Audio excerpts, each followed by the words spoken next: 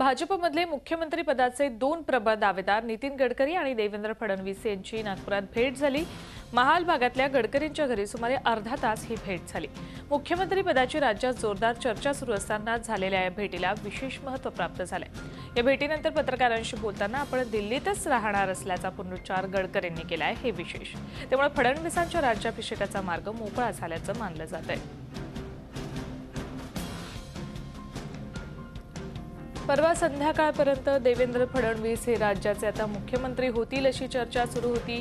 प्रबळ दावेदार ते होते मुख्यमंत्री पदाचे। मात्र संध्याकाळनंतर काय नेमकं घडलं, काय सूत्र फिरली भाजपमध्ये की नितीन गडकरी हे राज्यात परतणार आणि त्यांनी मुख्यमंत्री व्हावं यासाठी नागपूरमधल्या कित्येक आमदारांनी मागणी केली होती, आघाडी उघडली होती।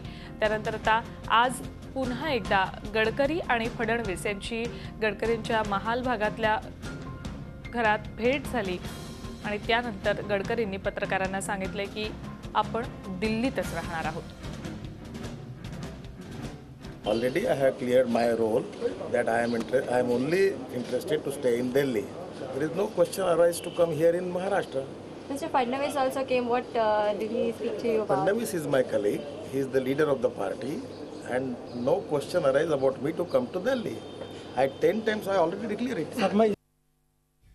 पुन्हा एकदा जाऊयात नागपूरला। आमचे प्रतिनिधी अखिलेश हळवे आपल्यासोबत आहेत, त्यांच्याशी या संदर्भात चर्चा करूयात। अखिलेश, गडकरी आणि फडणवीस यांची भेट झाली, काय नेमकं या भेटीत चर्चा झाली असू शकते? गडकरींनी पुन्हा एकदा पत्रकारांना सांगितले की आपण दिल्लीतच राहणार आहोत।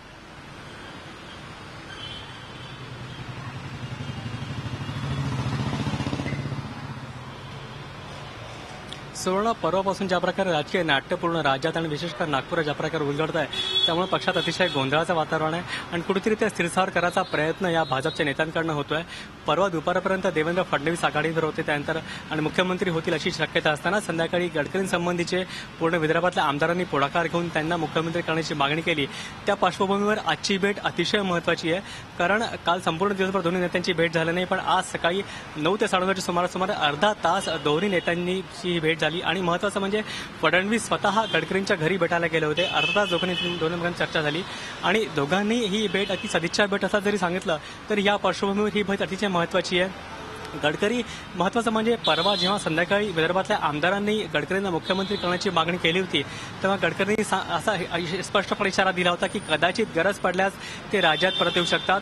पण 36 तासानंतर त्यांचं कुठेतरी वाक्य बदललं असं दिसतं। आता ते म्हणतात की मला दिल्लीतच राहायचं। त्यामुळे ह्या पूर्ण ज्या परवाच्या घडामोडीनंतर आजच्या भेटीनंतर परत राज्यात एक मोठ्या प्रमाणात उलथापालथ होणारी चिन्ह आहेत आणि या सगळ्या प्रकरणामुळे आजच्या भेटीमुळे आणि ज्या प्रकारे 2-3 दिवसात मुंबई, दिल्ली आणि नागपुरात घटना घडल्या, त्यामुळे आता गडकरींचा मार्ग कुठेतरी मोकळा झालाय अशी देखील चिन्ह आहेत।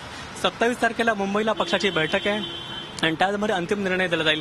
पण सध्या ज्या प्रकारे पूर्ण राजकीय वातावरण राज्याच्या पक्षामध्ये आहे, त्यामुळे एकूण गडकरींचा मार्ग मोकळा झाला असं म्हटलं चुकीचं ठरू नये। सुवर्ण, हा मार्ग आता फडणवीसांचा राज्याभिषेक होण्याचा मार्ग मोकळा झाला असं म्हणावं लागेल।